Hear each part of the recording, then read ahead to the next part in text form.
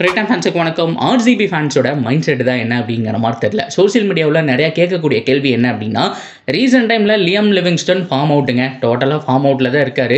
So பெரிய score எதுவும் இல்லை. ஆனால் ஃபில் சால்ட்டை பொறுத்த வரைக்கும் அப் அண்ட் டவுன்ஸ் நிறையா இருக்குது. ஒரு சில மேட்சஸ் கம்மியாக அடித்தாலுமே அதை கவர் பண்ணுற மாதிரி சீக்கிரம் அடுத்த ஒரு 3 மேட்ச் 4 மேட்சுக்குள்ளே ஒரு 70 50 அப்படிங்கிற மாதிரி அடிச்சு ஒரு 8 இன்னிங்ஸில் ஒரு 300 ரன் 350 அப்படிங்கிற மாதிரி கவர் பண்ணி கொடுத்துட்றாரு. ஆனால் லியம் லிவிங்ஸ்டன் கிட்ட அப்படி கிடையாதுங்க. ஸோ ஒரு பிக் இன்னிங்ஸ் ஆடிடுறாரு. தொடர்ந்து 5லேருந்து 6 மேட்சுக்கு மேலே ஃபெயிலியர் ஆயிடுறாரு. ஸோ அதுக்கப்புறம் ஒரு சின்ன ஸ்கோர் அப்படிங்கிற மாதிரி இருக்குது. ஸோ அப்படி பார்க்கும்போது ஒரு 10 மேட்ச்சில் கம்மியான ரன்ஸ் தான் இருக்குது. ஸோ பெருசாக ஃபார்ம் இல்லையே அப்படிங்கிற மாதிரி கேட்டப்போ இப்போ மேக்ஸ்வெல் டெரிஃபிக் ஆடிட்டு இருக்காரு. ஸோ ஓவராலாக மேட்சஸ் எல்லாம் எப்படி போயிட்டு இருக்கு, லியாம் லிவிங்ஸ்டன் ஆர்சிபியில் கலக்குவாரா இல்லை அவர் வந்தது ஒரு சாபமா அப்படிங்கிறதெல்லாம் பார்க்கலாம். அதுக்கு முன்னாடி சேனலுக்கு வரீங்கன்னா மறக்காம சப்ஸ்கிரைப் பண்ணி சப்போர்ட் பண்ணுங்க. அப்போ அப்டேட் எல்லாமே உங்களுக்கு சேரும். சரி வாங்க வீடியோக்குள்ளே போகலாம். So first of all Liam Livingstone ஒரு பிக் ஹிட்டர் தான், நல்ல ஒரு பிளேயர் தான். ஸோ பஞ்சாப்ல இருந்தார் இதுக்கு முன்னாடி வரைக்கும். பட் இருந்தாலுமே அவ்வளோ பெரிய மேட்ச் வினராக இல்லைங்க. ஸோ நான் ஆல்ரெடி ஸ்குவாடில் எடுக்கும்போதே சொன்னேன். பட் இருந்தாலும் பிளான் பண்ணி கிளியராக எடுத்திருக்காங்க. ரீசெண்ட் டைமில் அவரை வந்துட்டு எப்படி யூஸ் பண்ண போகிறாங்க அப்படின்னா, டிகே ஆடிட்டு இருந்தார் இல்லையா, ஒரு 16லேருந்து 20 ஓவர் அப்படிங்கிற மாதிரி. தினேஷ் கார்த்திகை பொறுத்த வரைக்கும் அந்த இடத்துல வந்துட்டு ஆக்டிவேட் பண்ணி கொடுத்துட்டு போயிடுவார். ஸோ இப்போ இவரையும் அந்த மாதிரி தான் யூஸ் பண்ண போகிறாங்கன்னு தோணுது. ஸோ எனக்கு தெரிஞ்ச ஒரு 1 டவுன்லேயோ 4th ரவுண்ட்லேயோ வரக்கான சான்ஸ் ரொம்ப கம்மி தான். ஸோ லாஸ்ட் ஒரு 5 ஹவர்ஸ் வந்தாரா, பேட்டை சுற்றினாரா, வர ரன் வரட்டும் அப்படிங்கிற மாதிரி தான் ஆர்சிபி பிளான் பண்ணியிருக்காங்கிறது என்னுடைய கெஸாக இருந்துட்டு இருக்கு. ஸோ ரீசெண்ட் டைம் ஃபார்ம் வச்சு பார்க்கும்போது நான் சொன்ன மாதிரி தான். ஸோ பெருசாக ஸ்கோர்ஸ் அப்படிங்கிறது வரல. நிறையா மேட்சஸ் வந்துட்டு அடி வாங்குறாரு, பார்த்தாலே தெரியுது. ஸோ இதுக்கு நடுவில் ஆர்சிபி ஃபேன்ஸ் என்ன யோசிச்சாங்க தெரியுமா? ஸோ ஆல்ரெடி அக்ஷன் அப்பவே அவங்க ரொம்ப வெக்ஸான ஒரு விஷயம், மிக முக்கியமான வீரர்களை வெளியில் விட்டது தான். அதில் ஒரு வில் ஜாக்ஸ் சும்மா பிரித்து வீசிட்டு இருக்காரு, வான வேடிக்கை காமிக்கிறாரு. ஒரு சில மேட்சஸ் தான் ஓப்பனிங்கில் ஃபெயிலியர் இருக்காரு. ஸோ மற்றபடி எல்லாமே பார்த்தோம்னா ஒரு 70. ஸோ அந்த மாதிரி ஹியூஜ் ரன்ஸ் அப்படிங்கிற மாதிரி அவர்கிட்ட இருந்து வந்துகிட்டே இருக்கு. ஸோ ஓப்பனிங் அப்படிங்கிறதுனால 10 மேட்ச்ல ஒரு 4 மேட்ச் ஃபெயிலியர் ஆனால் கூட ஸோ அவருடைய ஸ்கோர் அப்படிங்கிறது 350க்கு மேலே வந்துடும். ஸோ அந்த அளவுக்கு வந்துட்டு நல்லா தான் பண்ணிட்டு இருக்காருங்க. ஸோ உண்மையாலுமே அவர் வந்துட்டு பாராட்டி ஆக வேண்டிய சுச்சுவேஷன். இன்னொரு பக்கம் கிளென் மேக்ஸ்வெல். ஸோ கிளென் மேக்ஸ்வெலை பொறுத்த வரைக்கும் ஸோ ஒரு மேட்ச் 50 அடிச்சாரு, 52 பால்ல 90 ரன். போன மேட்ச்லாம் பார்த்தோம் அப்படின்னா வான வேடிக்கை காமிக்கிறாரு. ஸோ இந்த மேக்ஸ்வெலாடா போன வருஷம் ஆர்சிபியில் இருந்தது அப்படிங்கிற மாதிரி. போன வருஷம் ஃபார்ம் அவுட்டு, பட் இருந்தாலும் கொஞ்சம் வெயிட் பண்ணியிருக்கலாம். ஏன்னா அவரை பொறுத்த வரைக்கும் அவரோட மென்டாலிட்டி எப்படி இருந்துச்சு அப்படின்னா, ஸோ நான் ஆர்சிபிக்கு தான் ஆடுவேன், மற்ற டீமுக்காரருக்கு எனக்கு ரொம்ப கஷ்டமாக இருக்கும். ஏன்னா இந்த டீம் கூட நான் வந்துட்டு ஜெல் ஆகிட்டேன். விராட் கோலி இன்னும் நிறைய பேர் கூட விளாண்டது எனக்கு ரொம்ப பிடிச்சி போச்சு. மற்ற டீம்ஸுக்கு நான் அடுத்த வருஷம் போனாலுமே கூட எனக்கு வந்துட்டு அவ்வளோ சூப்பராக இருக்காதுங்கிற மாதிரி சொன்னார். ஸோ அதுக்காகவாவது ஒன் செகண்ட் ட்ரை பண்ணி பார்த்துருக்கலாம். ஏன்னா அவருடைய ஃபார்ம் ஓரளவுக்கு நல்லா இருக்குது. அட் த சேம் டைம் ரொம்ப க்ரூசியல் ஓவர்ஸ் போட்டு கொடுப்பாரு, மறந்துடக்கூடாது. போன தடவை பேட்டிங்கில் பெருசாக சோதிக்கல அப்படின்னா கூட பவுலிங்கில் காப்பாற்றி கொடுத்தாருங்க.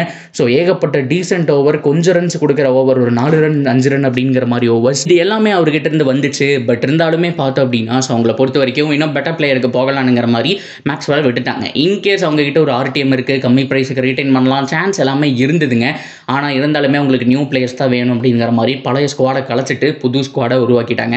எனக்கு தெரிஞ்ச கோர் கொஞ்சம் ரீட்டைன் பண்ணி தான் நல்லா இருக்குன்னு தான் தோணுச்சு. பட் இருந்தாலும் பொறுத்து இந்த பார்ப்போம். ஸோ லியாம் லிவிங்ஸ்டன் பொறுத்த வரைக்கும் ஒரு recent time form out. So அது மட்டும் இல்லாமல் மேக்ஸ்வெல் செம்மையாக ஆடிட்டு இருக்காருங்கிறதுனால ஆர்சிபி ஃபேன்ஸ் வெக்ஸாக இருக்கிறாங்க சோசியல் மீடியாவில்.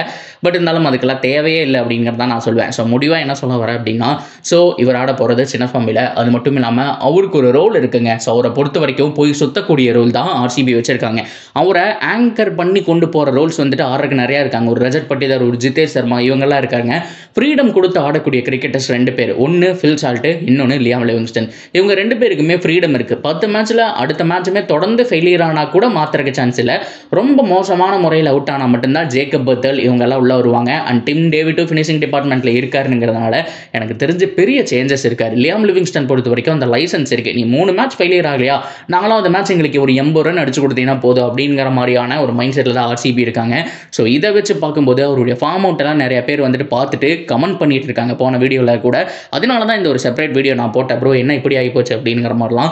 ஸோ எனக்கு தெரிஞ்சு ஸோ அவரை பொறுத்த வரைக்கும் ஃப்ரீடம் இருக்குது. அவருடைய கேம் பிளே அதுதான். 14 மேட்ச் அவர் ஆடுறாரா, அதில் ஒரு 250 300 ரன் வந்தால் கூட க்ரூசியல் ரன்ஸ் அவர் அடிச்சு கொடுக்கணும், அவ்வளோதான். ஸோ ரொம்ப முக்கியமான மேட்ச்லையோ இல்லைனா ஒரு மேட்சை சிங்கிள் ஹேண்டடாக வின் பண்ணி கொடுக்குறதோ ஸோ இந்த மாதிரி தான் ஆர்சிபி எதிர்பார்க்குறாங்க. ஸோ அந்த ஸ்டாட்ஸ் படி தான் 16 to 20 ஓவர் வரைக்கும் அவருடைய ஸ்ட்ரைக் ரேட் எப்படி இருக்குங்கிற ஸ்டாட்ஸ் படி தான் பார்த்தோம் அப்படின்னா எடுத்திருக்காங்கிறதுனால ஸோ இதெல்லாம் பற்றி ஆர்சிபி ஃபேன்ஸ் ஒரி பண்ணிக்கவே தேவை கிடையாது. ஸோ அதைத்தான் நான் ஃபைனலாக சொல்ல வரேன். ஸோ அப்புறம் இன்னொரு சின்ன அப்செட் என்ன அப்படின்னா, மேக்ஸ்வெல் நல்லா பர்ஃபார்ம் பண்ணாலுமே கூட, வில் ஜாக்ஸ் நல்லா பர்ஃபார்ம் பண்ணாலுமே கூட, இன்னொரு பக்கம் சிராஜுங்க டெஸ்ட்டில் லாஸ்ட் ஒரு 3 மேட்சஸ் விராட் கோலியோட அந்த ஒரு கேப்டன்சி மாதிரியெல்லாம் அவர் பண்ணார் இல்லையா.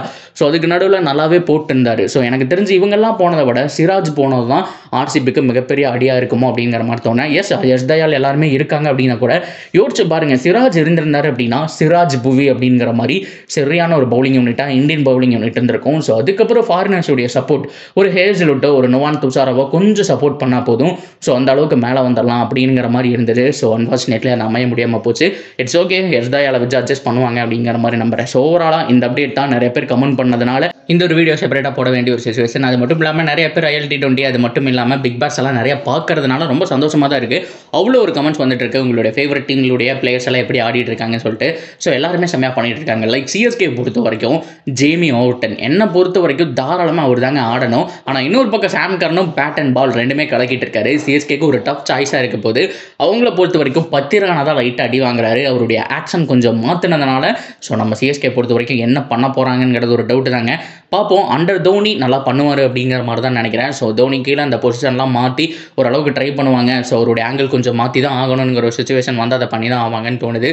பொறுத்திருந்து பார்ப்போம். சிஎஸ்கே பற்றி செப்பரேட் வீடியோ வந்துட்டு இருக்கு. இதை பற்றின கருத்துக்கள் தாராளமாக ஷேர் பண்ணலாம். தொடர்ந்து அப்படி இருக்குது சேனலோட இருந்திருக்கேன். மறக்காமல் சப்ஸ்கிரைப் பண்ணி சப்போர்ட் பண்ணுங்கள்.